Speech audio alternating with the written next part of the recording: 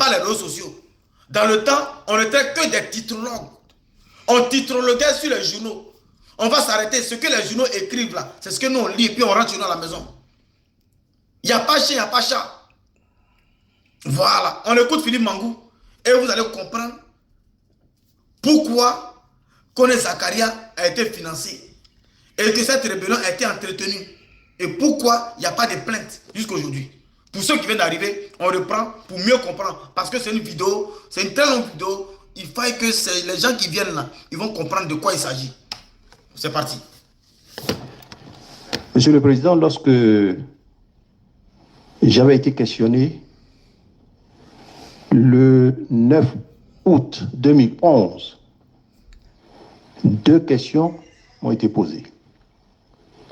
La première, est-ce que je savais qui était le chef du commando invisible? J'ai répondu à cette question en disant que je ne l'ai su qu'à la fin de la crise post-électorale. La deuxième question, est-ce que je sais qui composait le commando invisible? J'avais dit non.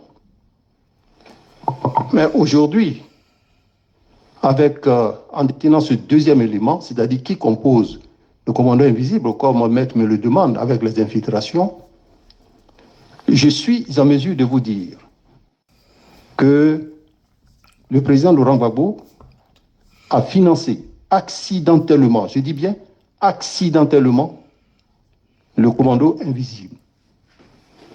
En effet, le 7 décembre 2010. Le commandant invisible qui faisait mal à Abidjan. Philippe Mangou nous dit le président Gbagbo a financé accidentellement. Et il va vous prouver, il va aller en profondeur. On écoute. Le dernier gouvernement du président Laurent Gbagbo a été mis en place.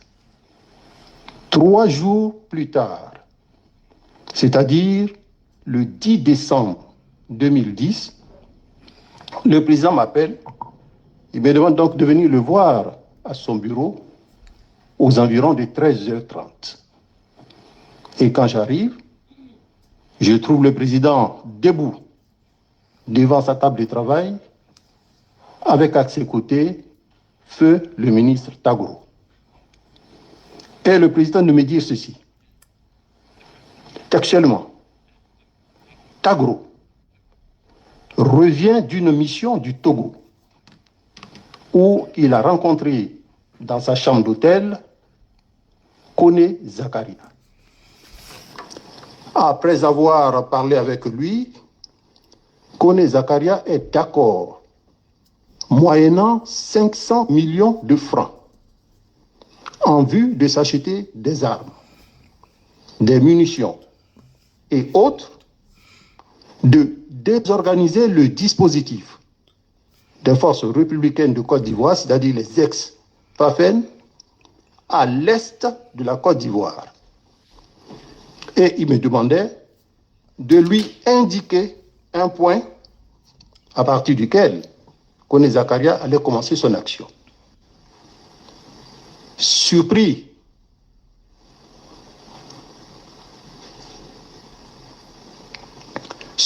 par une telle demande, j'ai dit, mais Monsieur le Président, si vous avez cet argent, remettez-le nous. Vous savez que nous n'avons pas d'armes et de munitions. Mais pourquoi c'est par l'est de la Côte d'Ivoire qu'il a décidé de commencer son action? Question. Et le ministre Tagro me dit, c'est par là qu'il a décidé de commencer son action. Et j'ai dit au président, Monsieur le Président, je m'excuse, mais je n'ai pas de carte sous les yeux pour vous indiquer le point à partir duquel Kone Zakaria allait commencer son action. Certainement agacé par mes questions et par mes réponses, Merci Abaka Zakaria. le président a dit à Tagro, bon, s'il ne croit pas, donne-lui le numéro de Kone Zakaria. Voilà. Il va l'appeler lui-même pour voir. Parce que Philippe Mangou ne croyait pas. Donc on me remet le numéro de Kone Zakaria. Tagro me remet le numéro de Kone Zakaria. Oui. Likez la vidéo s'il vous plaît. Je descends les marches. Je me retrouve sur le perron du palais. En attendant que mon véhicule, mon chauffeur qui avait garé mon véhicule au parking de la présidence, viennent me prendre. J'ai été rejoint par un monsieur d'une 50aine d'années qui, après m'avoir salué, m'a dit ceci. Mon général, c'est moi qui ai mis Kone Zakaria et le ministre Tagro en contact. Kone Zakaria est prêt à travailler avec IB et IB est d'accord. Mon général, le temps presse. Je monte dans mon véhicule. Arrivé à Yopougon, je remets le numéro à mon chef de sécurité. Je pourrais, Monsieur le Président, en Hugo, vous donner le nom de mon chef de sécurité. Je ne vais pas le donner maintenant parce qu'il est encore dans l'armée. Donc, je lui donne le numéro et je lui dis, c'est le numéro de Kone Zakaria. Appelle-le pour voir si c'est bien lui.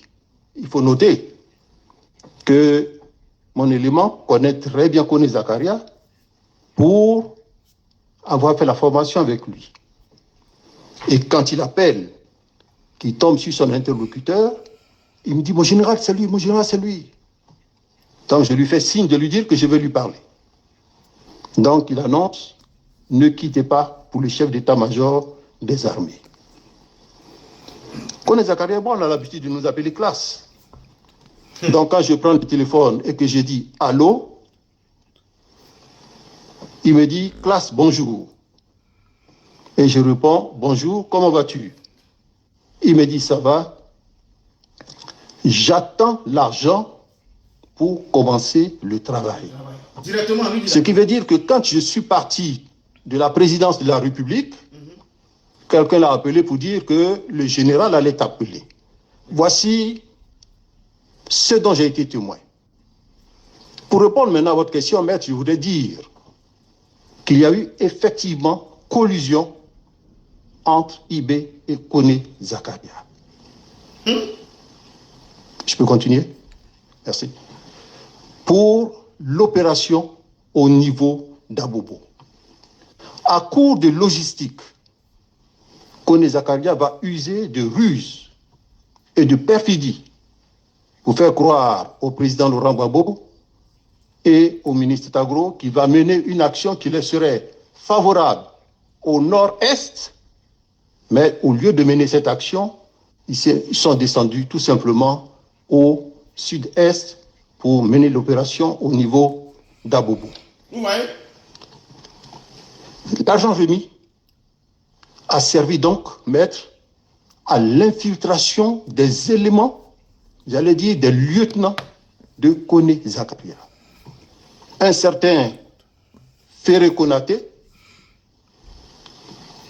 c'est le même Kone Zakaria, qui, lorsque je suis allé au Golfe, le 12 avril 2011, pour faire allégeance au nouveau président de la République, assis dans l'après-midi sous un arbre, viendra pour me trouver, pour me dire « Classe, nous avons pris Tagro, mais il s'est tiré une balle dans la tête. » Je suis un peu émotionné, excusez-moi. Il s'est tiré une balle dans la tête. Alors j'ai dit « Mais comment ça? Pourquoi l'a-t-il fait? Était-il armé? Est-il mort ?» L'intéressé se contentera de me dire « Non, nous l'avons transporté dans une clinique. » Et j'en ai profité pour lui demander « Mais est-ce qu'on t'a donné l'argent ?» Il a répondu par l'affirmative. Mais ce que je peux vous dire, vu le milieu dans lequel on était, je n'ai pas demandé au-delà de combien il a reçu. Donc, cette information qu'il m'a donnée, Monsieur le Président, pour moi, ressemble un peu à un aveu d'impôt. Voilà l'aveu. L'aveu. Voilà l'aveu. Kone Zakaria a reçu de l'argent de la part du président Gbagbo Laurent via Désiré Tagro. Malheureusement, Désiré Tagro a été éliminé. Et Tagro ne peut plus témoigner. Tous, pour effacer les traces, Tagro a été éliminé. Malgré que Tagro sort avec un drapeau blanc. Tagro sort avec un drapeau blanc, on l'élimine. Parce qu'il est au cœur. Il est témoin. S'il était vivant, Papa que bleu de casse là, c'est petit. Si Désiré Tagro était vivant, Les papos que Blé Goudé casse, mais ces papos-là sont petits. On écoute ici, Annie Télé, vous allez comprendre. Elle est là.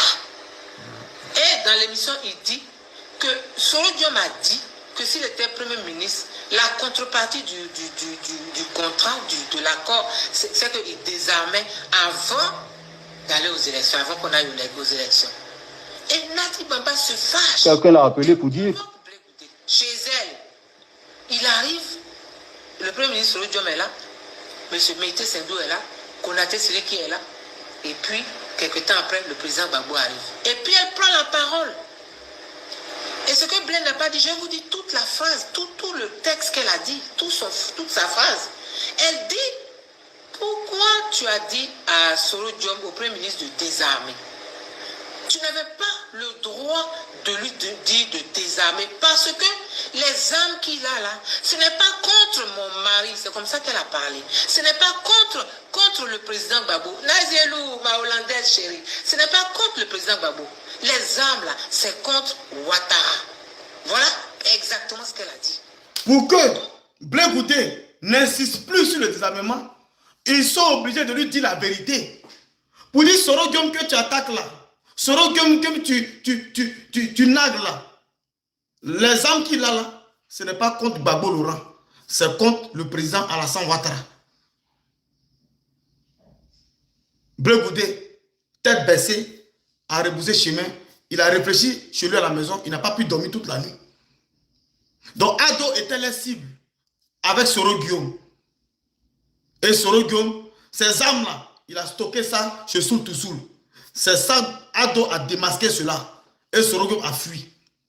Quand on écoute Philippe Mangou, j'ai coulé les larmes. Vers la fin, là, écoutons vers la fin, j'ai coulé les larmes. Que le général allait t'appeler. Il a dit devant Mangou qu'il a reçu l'argent de Gbagbo, les 500, l'argent. Mais Mangou dit, comme il était à l'hôtel du Golfe, il n'a pas pu demander le montant exact de ce qu'il a reçu. Et Désiré Tagro trouve la mort. Pour la politique, le PPACI, nous les FPI, ils sont jamais indignés. Ils n'ont jamais rendu hommage à Désiré Tagro. Parce que Désiré Tagro en savait trop. Il fallait finir avec lui. Désiré Tagro est qui? On finit avec Tagro. Et puis, la famille de Gbagbo, la famille sort indemne. Hey, la famille de Gbagbo, Michel Gbagbo sort. Tout le monde sort. Les gens sortent indemnes. Et puis Tagro, là, qui n'est pas de la famille de Gbagbo, là, lui, il sort. Tout là, arraché. Tout son bien là, arraché. Sa bouche, son nez, tout ça arraché. Ça veut dire que quelqu'un a pris une calache, il a mis là, et ça détruit tout le visage de Tagro. Et les gens sont heureux. Ils appellent les enfants des autres dans les rues pour aller trouver encore la mort. Là où ils ont échoué en politique. Là où les deals ont échoué. Avec Soro Guillaume. Et Soro Guillaume pensait que Gbagbo Ado était comme Gbagbo. Soro pensait manipuler Ado. Il a vu qu'il est tombé sur plus dur que lui. Il a commencé à repousser chemin. Il a commencé à réfléchir.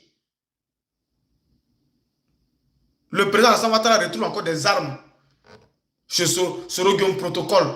La guerre est terminée. Le Prado a pris le pouvoir. Il n'y a pas de rébellion. Il n'y a pas de guerre en Côte d'Ivoire. Mais Soro Guillaume a des armes, surtout stockées.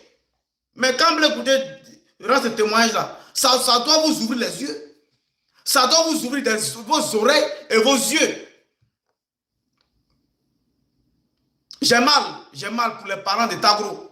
J'ai mal pour les parents de Désiré, de Mille Bogadoudou.